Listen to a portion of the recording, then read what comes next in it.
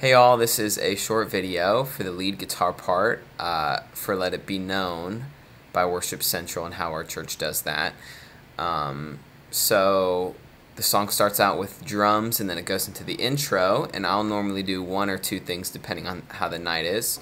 First, we're in the key of E, or C sharp minor as you could say if you know the relative minor, the relative major and minor. So I'll play chord inversions. Starts on an A chord, but I'll find a lot of my chord inversions in C sharp minor pentatonic, a shape that pretty much every guitarist should know. If you don't, every guitarist uses. So I will find my A shape in here, and I'll let it ring out with a little, almost clean, but still a little bit of distortion. And this guitar is fun for that, especially because I have this tremolo. And I'll let that ring out, and then when it goes to the C sharp minor chord, I play this C sharp minor inversion. So these are just three notes, just triads. That's my A. It's on strings 2, 3, and 4, and then on strings 1, 2, and 3 at the 9th fret. So I just do that. Plays that twice, and then it goes from the C sharp to the B, and I just take it down a shape and then start over. So I normally do that, or I will add a little bit more distortion on if we need more energy for the night, and I'll do more just.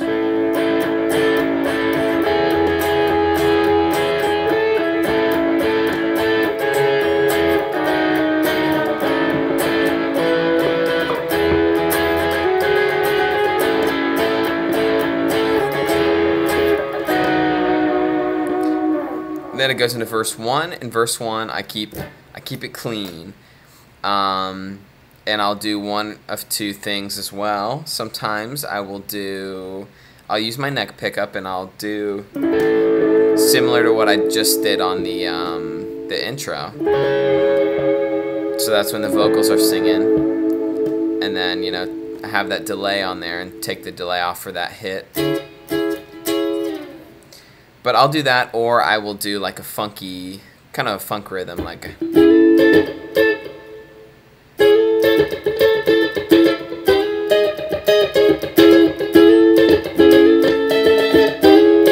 That's where the hits are. Don't forget those hits midway through on the verse. I would recommend watching one of our live stream videos for our church and try to play along with it.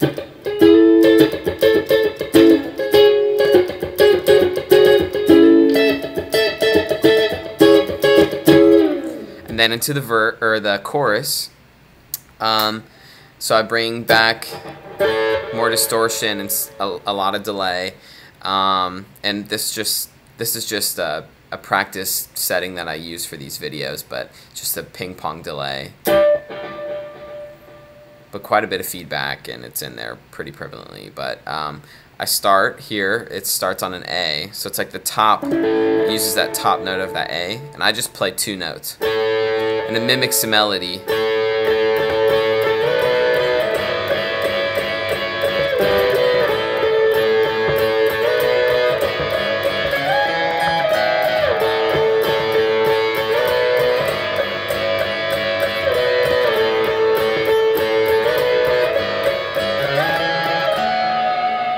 And then it goes back to the interlude part. Sorry for the popping on my audio. I don't think my computer really likes photo booth and all this, music software up at the same time. So I don't know what's going on there.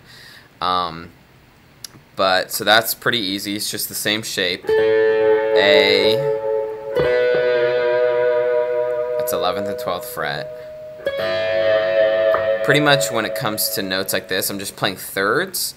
And there's just two kinds of thirds. There's major third and minor third. It's just recognizing the patterns, which thirds are major and minor. So I know this is like my fourth note in an E major scale, so I know my fourth chord is usually major, so I use a major third. 5 chords major, so I use a major third. 6 chords minor, so I use a minor. 7th chord is usually diminished, or you know, it's kind of inversion, so it's a minor third, and then you're back to your 1. You know, that's how I'm basing it off. That's my line of, that's my thought process behind that. But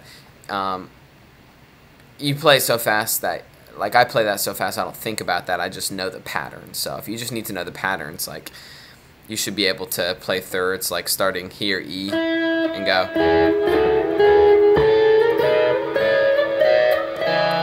back to the high E. So anyway, so then the interlude's the same, verse 2 is the same, the next chorus is the same. So now on to the bridge, and it's the chord changes a little bit. Well, before we go to the bridge, we play that interlude again, where the synth line goes, or whatever it does. We do that half the time, so remember that. So then it goes to the bridge, A, to an E, which E is really easy in this. It's just these 3 strings, the 2nd, 3rd, and 4th string on the 9th fret. So then C sharp, I'm just adding this 1 note. That's at the 11th, 9th, and 9th fret. And then B, I'm actually going down and playing this like F kind of position, and that's at the 9th, 8th, and 7th fret. And I'll let it ring out like this. I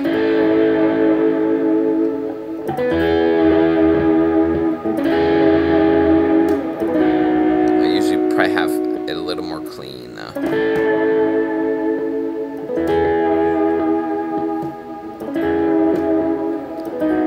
And sometimes on that E, actually a lot of times, so we'll go to the A, to the E, a lot of times on the E, which is the 1 chord, I'll make it like an E2.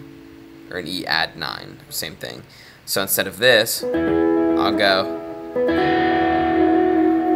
you'll hear me do that a lot, and that's at the 9th, 9th, and 7th fret. So I'll go,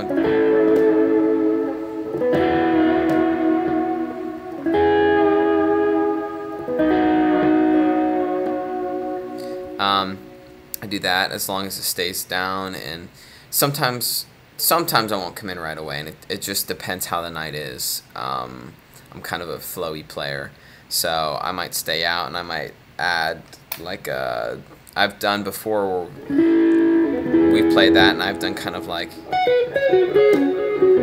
background kind of.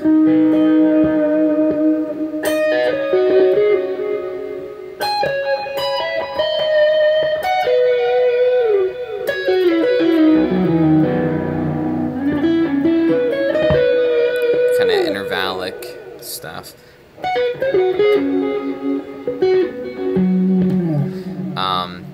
Anyway, so it starts to build up, and I'll just play the inversions, but like higher, and I'll just start to actually strum my strumming pattern. These are just 2 notes.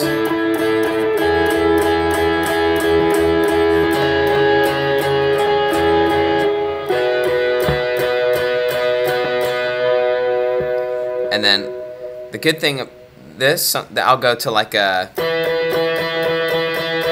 sometimes go even when it's on the A. Let's see if I can get this.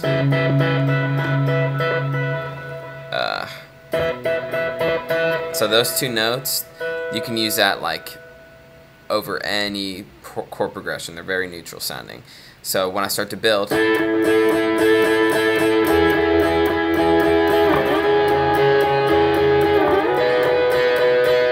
A, E, C sharp minor, and maybe I might go up again. But then when it gets really high to the high part of the chorus, I'll take this E, that's my 1, and I'll play these 2 note things. A, E, I'm going to stay on that for C sharp minor. and then B. So that's at the, what is that, 17th fret? 17, 17, 17, 16th fret. 17, 16, and then, what is that, 16 and 19. And that's all just the first and second string, just 2 notes. And then it goes back into the chorus, just drums, and then the outro is exactly the same. So that is all that I'm doing. Just watch switching on and off your delays for the clean stuff in the verse, and then it's mostly just, you know, chord inversions. So yeah, that's all for now. So cool.